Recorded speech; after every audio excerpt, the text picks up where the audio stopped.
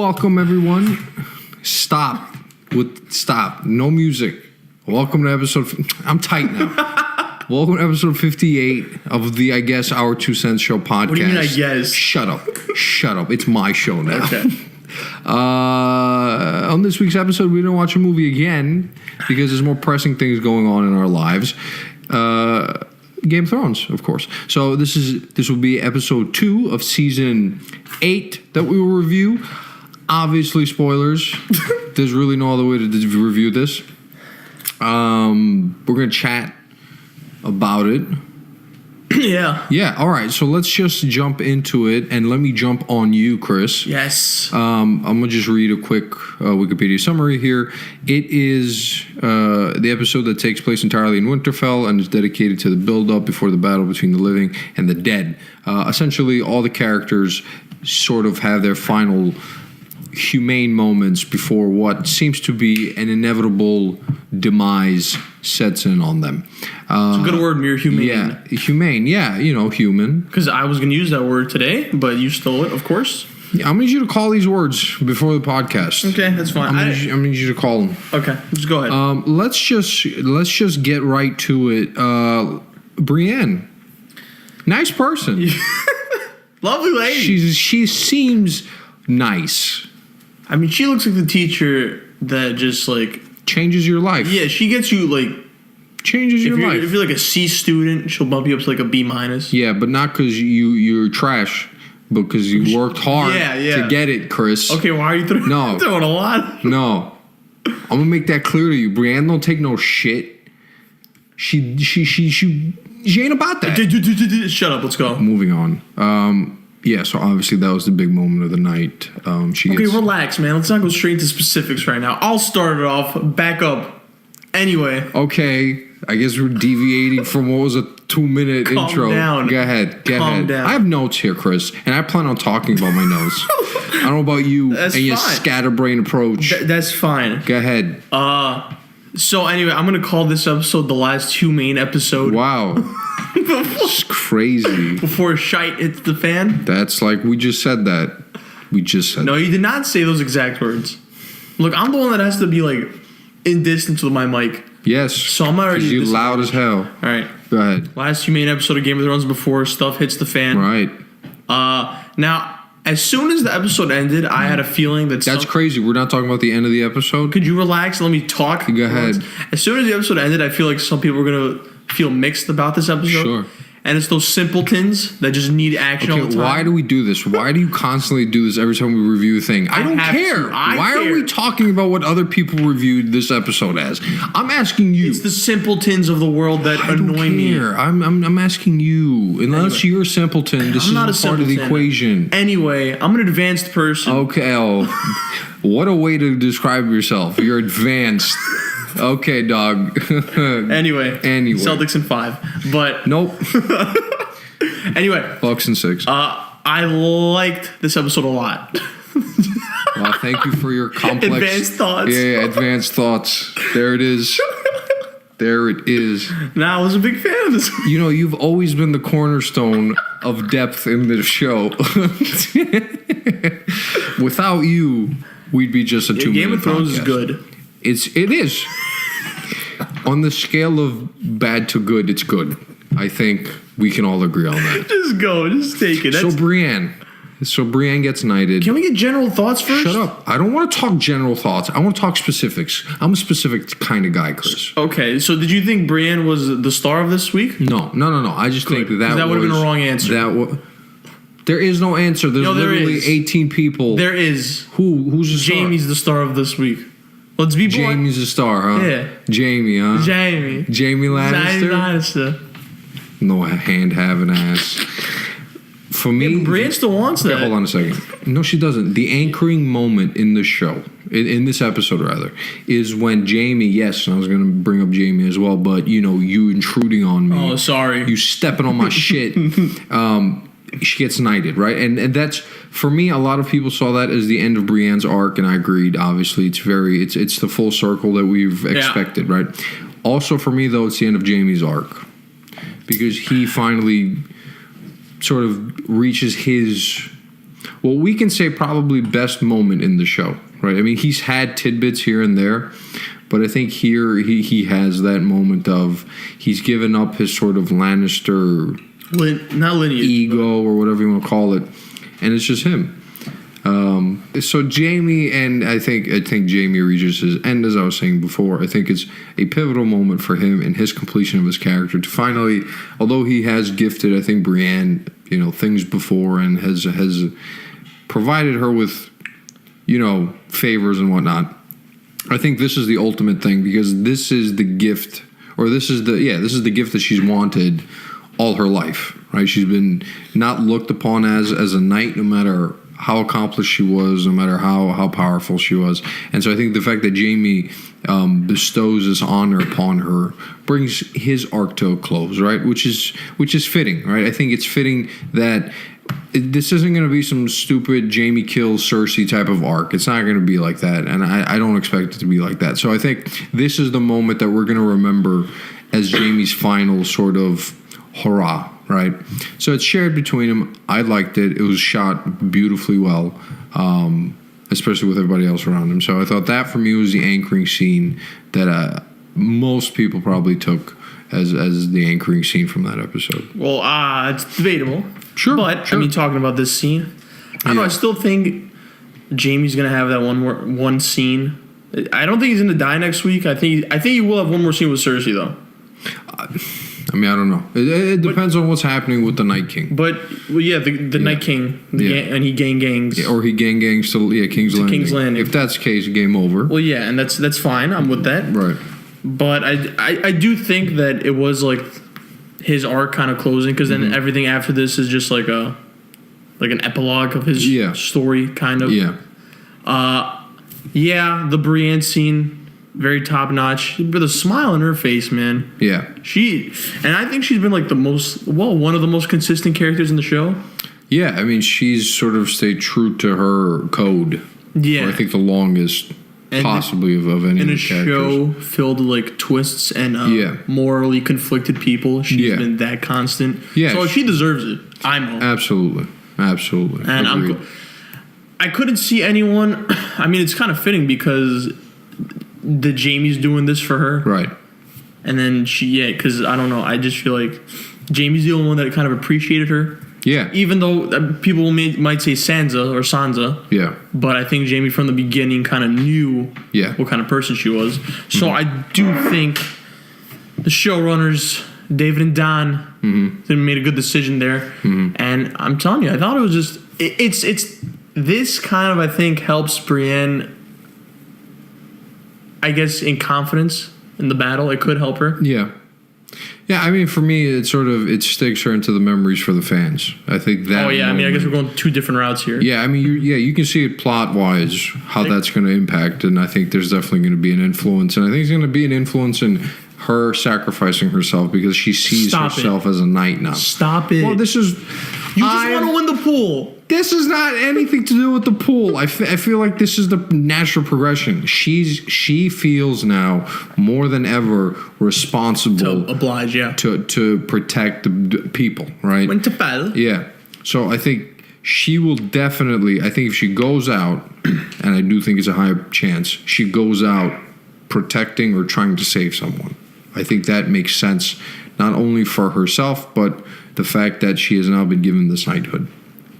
So I'll leave it at that. I don't know. I can see where you're going, and I see like her dying as like a honorable act. Yeah. But for just some reason, I can't see her dying. You know. Well, I mean, we've had.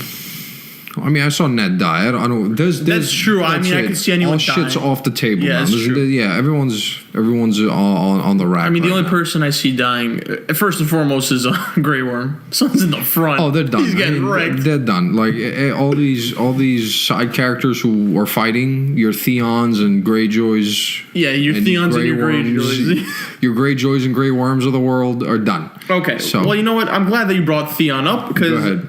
Generally, I like this episode a lot. Right. Okay. This is again, it's the most humane episode. Right. We got the last hurrah. Yes. I'm gonna go to my negatives, and I have two negatives. Okay. And I'm pretty sure you're gonna. One's kind of later. Theon storyline still getting rushed. I mean, what's going on? Look, I did not mind the Theon scene at all in this episode. Me neither. I thought it was great because it served two purposes. Not only did it serve the purpose of reconciling the relationship between Sansa and him, but the fact that it's done in front of Daenerys, I think, is really important. Well, yeah, I guess long term, it's correct. Yeah, and so I think that's good storytelling in the sense that it's a two birds, one stone situation. And I think it's important that Dany saw that because it lends to this idea that she has a fear potentially that people love Sansa. Mm-hmm. And she's not a queen. Mm-hmm. But people love her. And I think it's something to be fearful of when you want to rule everyone and other people love other leaders. Right, it puts you in a compromising position. Yeah. So I think that scene served that purpose of you fix that relationship. You also give Theon, I think, the best way to go out as a character. But again, I don't know. There's no room anymore. We're done. That's fine. There's no room. What was the hype up from last season then? Because you thought he would have this redemption storyline, which I guess is a redemption, kind of like but the end result is kind of redemption. Yeah, and this is it. He's not protecting the brother that he was accused of setting aflame. I just feel like he was like a throw in the season. Of course he was, because again, this is all my issues with this show ultimately come down to there was just not enough time. All of them. So make time. You can't make time. Make time here. For whatever reason, I really would have liked the show expanded, and I know there's that quote going around about George R. R. Martin saying, "Oh, this show could have gone for like 14 seasons." It could have. I mean, 14 is absolutely insane. Like 9 or 10. 10 it could have done. I think 10 it could have done. But for whatever reason, that's not how it went. So I think the criticisms are always going to be there because of the length of character arcs. Especially now that we're getting to the end, we're seeing things a bit rushed to bring them to a conclusion, which I think is better than just not concluding them, which we've seen before. So it's good that they're coming to conclusion. But yeah, you're right. Is it rushed? Yes. However, for me, it's satisfactory and it serves additional purposes other than just giving Theon, throwing him a bone. It does more than that, I feel. I guess. I get bigger picture, I guess. Sure. I get what they're doing. What was the other negative? Is that you? Yes. Oh, so stop. I feel like there's like a rat or something. You scared of rats? I mean, yeah, I guess that could be like, you could argue that con with me. The other con, I guess, is kind of nitpicky a little bit. Go ahead. But the failure to acknowledge that Jon and Daenerys are related, how is it still going over their heads? Yeah, I mean, I don't know. I mean, he couldn't tell her, like, straight up. He needed, like, his moment. So I don't know. But all right, and my son Jon couldn't wait till after the battle. Well, no, you can't do it after the battle. That's crazy. Well, because that's going to weigh on his shoulders. He can't be having that on his shoulders while he's fighting. John's some lightweight. He needs all his guilt dealt with before battle. All right, but it's still going to be on his shoulders regardless. No, and I think there's a good reason for what you're saying. It's like, why do you do it before the battle? That means it must have significance during the battle. Otherwise, you just do it at the end. But they didn't. Here we go. So this has to mean something during the battle. The outlandish thing that I'm slightly leaning on is that she's not going to save him. She's not going to kill him, but Jon's going to be in a compromising position, and she's going to look away. It's going to be like that Kermit meme at the light. It's just, she's not going to come through for him. I can see that. And so she sort of rids her conscience. What a 180. And Jon would die. Well, because... You'd like that, wouldn't you? 1,000%. Yeah, my pool just gets more points. Pool. But no, it's. I think that's a potential. I think it's potential because you're right. They could have easily had that conversation at the end. They didn't. They do it now. So that means it must have some significance during this fight. Thematic purposes. Yeah. Or it could be the other way around. We could have Daenerys saying, okay, if he's really it, like he does some crazy shit on the battlefield, she's like, I really need to protect him. He's my king after all, which also could be a thing. And then she, they somehow survive, whatever it could be. But I know, like, in the preview for next week, there was one scene with her on the dragon. Yeah, I mean, it has to. We need to start pulling out dragons and everything we can at this point because this is the end. So, Yeah, I had that. Something I wanted to bring up, actually. Oh, my negative, I didn't have those two, actually. My negative was just the general structure of the episode was very vignette-like. It was like things happen here. A bunch of random scenes. Yes, just random scenes, random people bumping into, like, people that they need to bump into. Yeah. Like, I know Winterfell isn't huge, but it also isn't 2 rooms. Like, it's not like you're seeing everybody you need to see. True coincidence. Yeah. So, yeah, it's one of those, like, episodes where, you bump into the people you need to bump into. I mean, it happened last week with it did last week. And Dolores. Dolores Ed, the Night's Watch guy. Yeah. By the way, great scene when they come. Yeah, when they come in. I mean, that was fine. That was fine because they're literally meeting at the same place. So I think that was much different. But here it's like people are meeting at the right time at the right moment. I.e., Arya and the Hound, Gendry. Oh. Like, I mean, we'll talk about that scene later. But it's just those moments like that. So that was my general annoyance with the episode. It's very much like cut and paste, no real randomness feeling to it. It felt like we need to hit these marks, so let's hit them. That was fine because they were fantastic. Okay. So, I had a question, but you go ahead. Yeah, some of the stuff I loved. Number one, the theory that Sam is writing this story, I think, grew for me in this episode because of one specific moment he has. Bran says, the king's coming to kill me. Sam asks why. Bran gives this idea of, well, I'm the 3 Eye Ravens' responsibility basically is to remember history of mankind.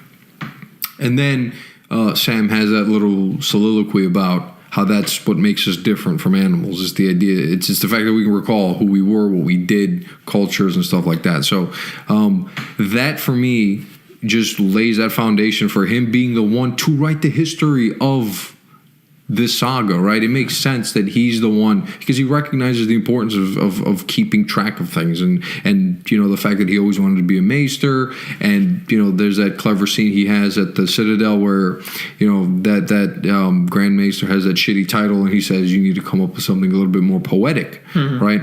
And obviously people have picked up on that and they've made a case that A Song of Fire and Ice is indeed very poetic, so it would come from a character like that. And then for me, that scene just adds so much more to that. The Reddit theory. Idea, yeah. Which would mean that he lives through this. Well, that's more pool points. Which would mean that some people live through this. Obviously. Some people live through this. So I don't know how some live and some don't. It seems to me a case like everybody goes, everybody doesn't. Like, I don't know. I mean, some people are going to die. That was kind of a stupid statement I was saying. Well, but more like, if someone's going to survive, you wouldn't expect it to be Sam, right? You'd expect it to be Sam plus another couple major heroes, right? I see. Oh, wow. Like, it can't be nobody and then Sam and, like, 3 other side people. But anyway. Sam and Dolores Ed. Yeah, no doubt. Just them two leading chilling. Humanity for the rest of our days. Yeah, that was one of my moments. You have one? I mean, we'll trade moments. I don't want to keep going down my list. That was a really good scene, in my opinion. But that, I guess that'll lead to my question. So what do you think of, like, Bran being the target? Yeah, it's not going to work. This bullshit bait thing is not going to work. Every time. Oh, no. I was just. Okay, before you go on, I just go ahead because I had every time there's a battle about to happen, and then one side plans it, it never happens. Stannis gets rocked. Jon gets rocked. They're gonna get rocked. Like, this is not going to plan. No battle plan that I've seen has been like, oh, that's exactly what happened in the battlefield. It doesn't. Especially against the Night King. Yeah, it doesn't. It's not gonna happen like that. The Night King is literally 10 steps ahead of everyone. He's fine. Like, he's chilling right now. Chilling right now. You guy, man. Yeah, guy. Oh, I had a sound effect. Yes. The night guy. The night guy. This is not going to go to plan. This brand bait is not going to work. So it's going to be wreck on multiple fronts. So I really don't know. All I know is the plan isn't going to work. That I know for 1,000%. All right. Well, thank you for answering that. I just want, in my opinion, like, what did you think of Bran being the number 1 target for the Night King? Oh, I like it because it adds makes sense. It adds some more depth to the Night King's character. He's not just evil for the sake of every villain is lemons, right? He has a purpose. He has a goal. It's just from our perspective, it's evil. And I hope we do get to see some White Walker perspective in all of this. There's still kind of a bland group to me. Like nothing separates the Night King from a random Walker other than he's just leading and more powerful. So character-wise, there's no more motivation in him than somebody else. Well, I mean, excluding the flashback scene in like season 6, remember when they turned him into the White Walker? Yeah, but I have no. You can get a little closer. Yeah, no, okay. But I have no indication that that person is still inside. He doesn't seem like he can turn into a walker and still be. He looks pretty bland. Yeah, so I feel like that's I hope we get something from their perspective to just get an understanding of what's going on their side. I don't think so. I think they're going to save that for the prequel. Maybe. Yeah. But the Night King is definitely not dying next week. No. You built him up way too much. Well, no, because he's going to King's. Go ahead. Go with your theory, scum. Yeah, so this is the big theory, is that you don't see him in this episode. Yeah. Especially when they line up at the end, his 4 generals line up, but he's not there. I'm telling you. Right. And the other thing is, if he's on a dragon, surely he would have got there first. Right. He didn't. So he's in King's Landing? So there's a theory that he's in King's Landing because 1 million plus people are in King's Landing right now. It's the most densely populated area. And then if you take King's Landing, you basically trap Winterfell on both sides. Right. So that's game over then for the Winterfell folk. And plus, the other thing is, the Night King seems to be a clever person. Seems to be slightly above average definitely IQ. Went to NYU. Yeah, maybe. Maybe. Definitely, NYU grad. Most likely. So he's not going to take a dragon that's made of ice to fight dragons that can spew fire out their face. Yeah. That seems like an L.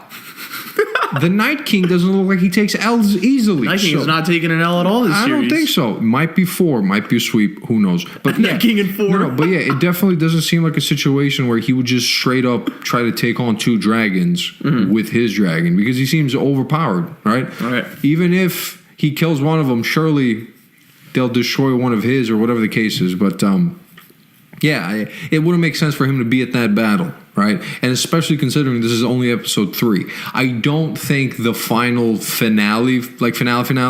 going to be the remainder of Winterfell versus Cersei's army. That's not going to make any sense. That's what I thought. Because it's being built up. The main villain of the show was given to you in the first 5 minutes of this technically of the show, because season 4 he made an appearance, but I guess people, the walkers, are the enemy, right? Yeah. So that was given to you right away. You can't just finish in like a 3 episode. Yeah, and it wouldn't make sense. At least to me, it wouldn't make sense for the real enemy to be Cersei. It's not, right? So there has to be, she needs to fall, or she needs to have she's not going to change her mind.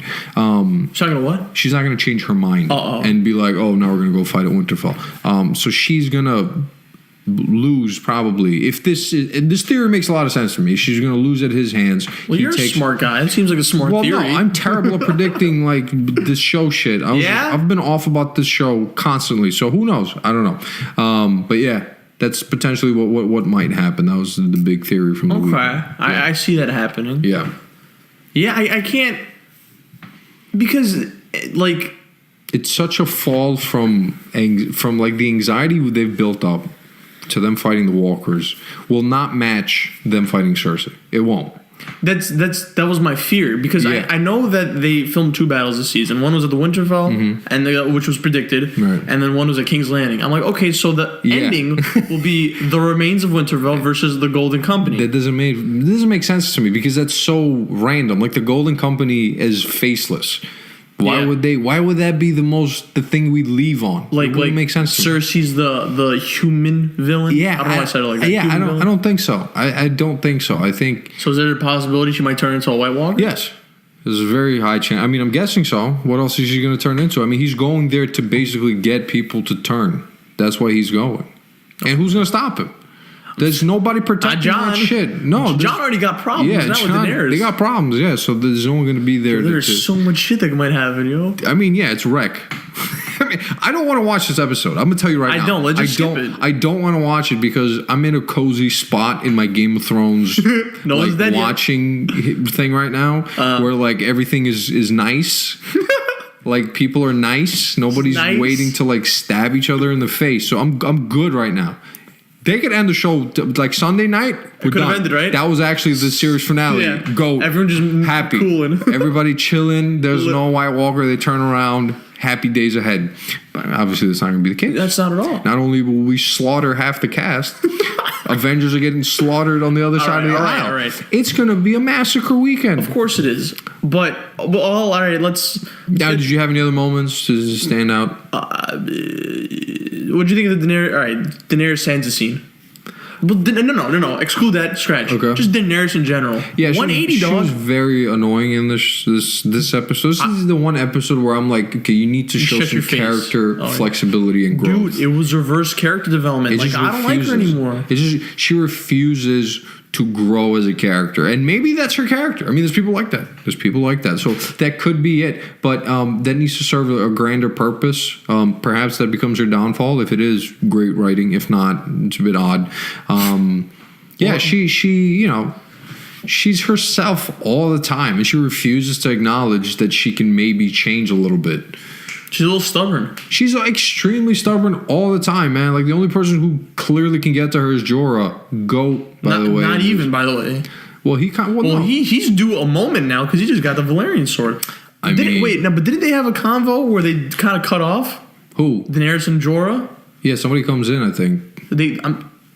I feel like the Targaryens are plotting right now. No, I don't. With Jorah? There's a heel turn in the making there. I don't think so. With Jorah? No. There's a Hulk Hogan heel turn pulling up. I think Jorah's going to have... actually, oddly enough, I feel like he's going to survive because of the sword. Because he got the sword. I think it's a big deal. I don't think they're going to lose the sword in this fight. I mean, he might die eventually. And I think there's a good chance he's going to die eventually. I don't think he dies here. Because that sword, I think, is a big moment that he gets it. Yeah. And for him to just die immediately right after getting it seems a bit odd. Again, could be within the Game of Thrones possibilities, of course. But just generally, it wouldn't make sense to me to give him something. And have that moment, which I loved, by the way, with Sam. Yeah. But he's finally... So he's got a Valyrian steel. Jon's got a Valyrian steel. Arya's got. Brienne's got. So it's 4 people now. In the living side. In the living side that have Valyrian steel. Kind of shit. I just thought of something. Because before they linked up, because this whole episode, in my opinion, they had no title. I'm calling this episode of Greg Popovich because it was a game plan episode. Well, I mean, here's the title of it. It's a Knight of the Seven Kingdoms. Oh, okay. So Greg Popovich. So that was the moment then. That was the... So here's the thing before... All right, go ahead, I'm grabbing the water, but go on. I'm going to go quick with this. God damn it. Shit. All right, so before they linked up for the game plan, I was like, right. Well, all you got to do, because it's so easy, kill the Night King, right. And then everyone else dies. Right. Now this makes sense because the Night King's about to just swerve everyone. Yeah, he's not there. And that's their plan, is to try to kill him, but he's not there. Yeah, gang on the Night King. So now you got to kill all his leaders, and you don't know who's the leader or who's not. So now it's double the wreck. Wait, no, see, they do have a lot of resources. Did they match? Have they matched the Army of the Dead? Because they do have a lot of... Dude, it's not even close. It's not even close, right? It's not even close. They're outnumbered by a good amount. I think it's like 1 to 100. Well, is majority whites or majority White Walkers? What is the difference? I guess like the dead, like the zombie ones that are just easy to kill. It's the zombies. Okay, so I guess that... what the hell do I know? Because I'm just like easier to kill. Well, I don't know how you're going to single out. That's true. You can't single them out. GG because they have a lot of dragon glass. Yeah, I don't understand why they think that they can just chill and just... He can kill everybody and then kill Bran. Why do they think he wants to kill Bran first? He can just give it a day. He's waited this long. Who cares if he has to wait a day? I'm telling you. Slaughter everyone and then kill Bran. Greg Popovich and the Spurs right now. He doesn't have to rush. You think he has to rush to get to Bran? What is he, a child? He's not a child. The Night King has patience. He has patience. Clearly, 8 seasons. He's been taking his time. He's not a man in rushing. I'm telling... Thanos-like levels of patience. The White Walkers 22 movies, dog, 8 seasons. I'm telling you, the living are a bunch of youngsters that want to get to the playoffs. Bro, and the White Walkers are the Spurs. It's L's. Another moment I love. All right, well, go ahead. Go ahead. So we're going to Arya and Gendry. Oh, you want to talk about it? What was the moment you were talking about? But we can talk about it because that's on my list too. You can handle that one. Go okay, ahead. so I know a lot of people lost their shite because of it. It's kind of odd. It is odd. Amongst many things in the show, of course. True. But Yes. Like, I get it. It's like watching the little sister grow up. Yeah. But look, if she's going to lose to someone, might as well lose it to someone who packs heat. Yeah. Gendry definitely packs heat. I think so. I mean, it's the way. See, I would have had issues with it, but I didn't because of the manner in which she claimed it. Yeah, it was very like, I'm going to do this on my own. Yeah, it's like, it was a very powerful moment for the character. It was very in line with who she is now. She's very much taking what she wants, and Gendry's completely down for that movement. I mean, she was like, take off your own pants, G. All up in that. Oh, I love that, by the way. Yeah? Yeah. I ain't the red woman. Ain't no leeches out here. Nope. Go. The great meme moment, by the way. No, man, it's meme central. No, I thought it was a great moment for her as a character. I think she finally kind of reaches her arc, too. In many ways, she grows up. I mean, a lot of ways in society that's right or wrong, whatever. We reach adulthood when we're at that stage sometimes. So I think especially for her, she seems like that was the last thing she wanted to do before dying. So in a way, before what?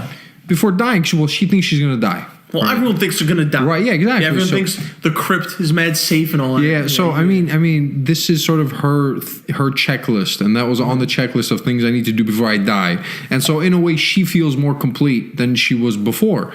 So potentially her arc is complete. We don't know. I don't think it is. There's much more to go in her story.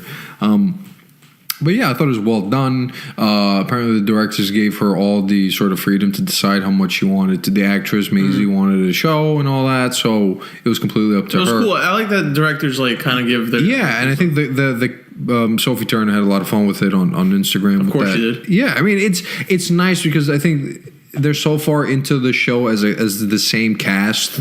I think that they're at that comfort level, hopefully, and she seemed like she was in charge of the situation both on and off screen, so there's nothing wrong with that. Now, yes, we as viewers obviously who grew up with her as being, 14 and 15 most of those years, so to see, I guess, some adult shit like that is odd. But I think that's also the message the show's trying to send you is the fact that you've seen this person grow, and I think that's the ultimate point of growth, I think, when you go from a child to that, and so to see it happen was obviously odd, but also adds to the realism of the show, I think. Yeah, I mean, realism, quote. Yeah, as real in terms of character growth, right? I feel that. So it impacted you because that's how you should feel. Yeah, like you shouldn't be feeling like if you were like, this is correct. I'm like, no, that's not how you're supposed to feel about this. You should be feeling uncomfortable, but the fact the show delivers. That is such an authentic reaction in people. Yeah. Much credit to the director for that, and that's to what they're Maisie aiming as well. For. I think so. Yeah, absolutely. And shout out to Gendry too. Hey, yeah, shout out, man. Yes, you doing it. I mean, he had to feel a little awkward. Number 4 on the list. Well done to him. He had to feel a little awkward filming that. I wouldn't have, but what's up? I mean, yeah, probably because he probably knew her from like a young. Probably. I don't know. Who knows? Like, Maisie Williams has like this weird attraction to her. Yeah. Like I feel like I am, but I'm not. But I ultimately am. No, I think she's a very confident person. I think she has this magnetic pull about her. The fact that she's always just cool. She just knows what the hell's up, and she could deal with it. Yeah. Deal with herself and all that. So you're like a powerful woman here. Yeah. A little spice. Absolutely. Yeah. So she definitely has that vibe about her. What I wanted to say was Podrick. He is now right up there with me with Celine Dion. Right up there. Tell me not his singing did not remind you of Titanic when Celine Dion hits. This whole episode for me was like some pre-Titanic shit. Yeah, it was. It felt like a catastrophe. Catastrophe is about to unfold. So I thought his singing was phenomenal. It's just American Idol levels of singing. No, but it was very sweet, I think. And then like the scenes after the montage. Yeah.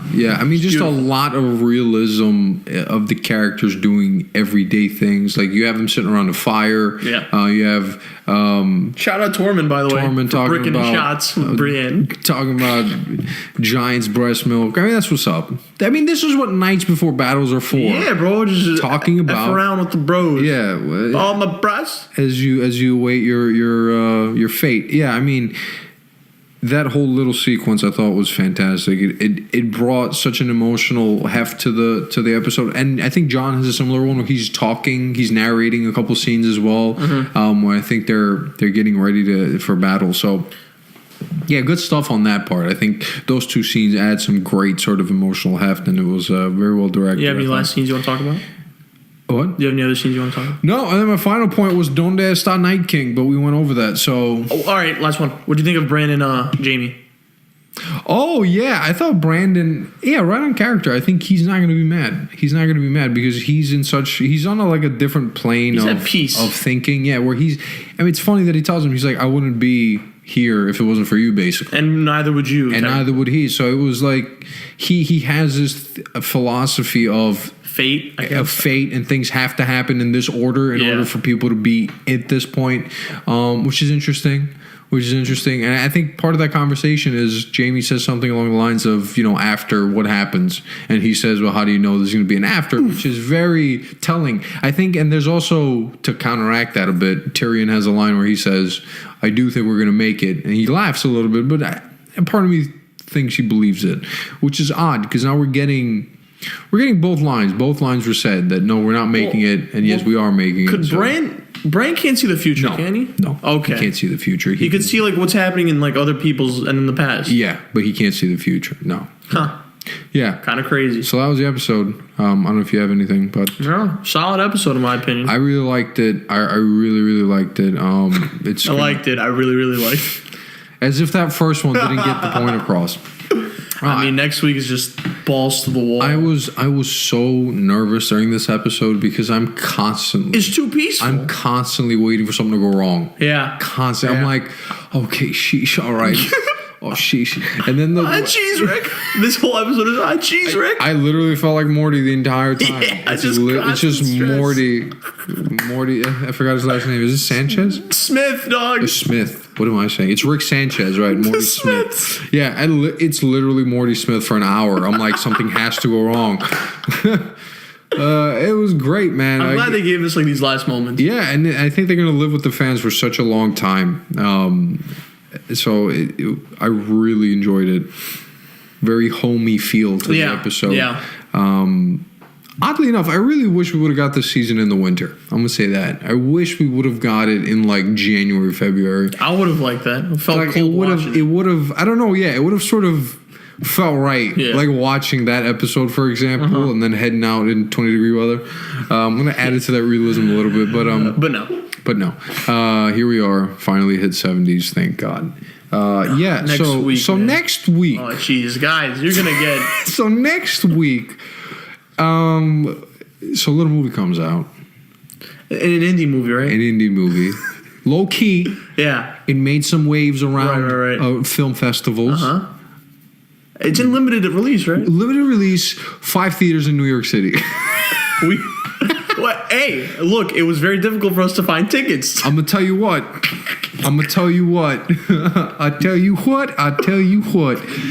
I have never had a bigger pain in my ass getting these Avengers tickets than any other ticket getting thing I've ever had to do in my life. Anyway. I technically just got tickets because I got wrecked. Yeah, you're going at some obscene hour. You're going at 11:30? 12:30 on Saturday morning, so a.m. on Saturday. When are you going? 8 a.m.? 8 p.m. I'm going Saturday 8 p.m. Yeah, that's a normal time. That's a human being hour. I get home before 1. But yeah, so obviously we're going to be reviewing Avengers. We're going to have 2 of our friends come. We rented out a studio in Astoria. It's for you guys. So we're going to sound crystal damn clear. And everybody's going to have their own mics. First time in 18 months. Wait, we can? They have There's 4 mics. You could do 4 mics? No, they have the mics there, man. I know, but your laptop could do 4 mics? No. So how are we doing this? I'm not taking my laptop, dude. They have a studio. We just go in, chat shit. They give us the data file, and we go home. That's it. Oh, that's great. That's heat. Yo, so we're gonna be reviewing Endgame and the Battle of Winterfell episode. Yeah, so I have 2 hours booked. Hopefully it's 2 hours. It's definitely gonna be 2 hours. It's definitely going to take 2 hours. We gotta Yeah, it'll be fun though. It'll be fun. I'm very excited. I don't want to see Endgame or Battle. I don't want to see none of this. Yeah, I just just watch Tully again. If they just tell us that they're holding him back for another 6 months, I'm down. I'm down to wait 6 more months. But yeah, very exciting. It's gonna be a good weekend. Obviously, you're gonna have a lot of content on next week. Great episode. I really enjoyed it. I think you did as well. We're going to sign off. We're on YouTube, SoundCloud. No, we're not. YouTube. Yep, you just YouTube. YouTube, Spotify, iTunes, Stitcher, not SoundCloud. iTunes? You said iTunes? iTunes, I think. Yeah, I definitely said it. Yeah, we'll be here next week. Well, not here, but... Well, yes, here is in your ears, hopefully. Thanks for chilling with us, as always. And the Night King. Peace. Adeuces.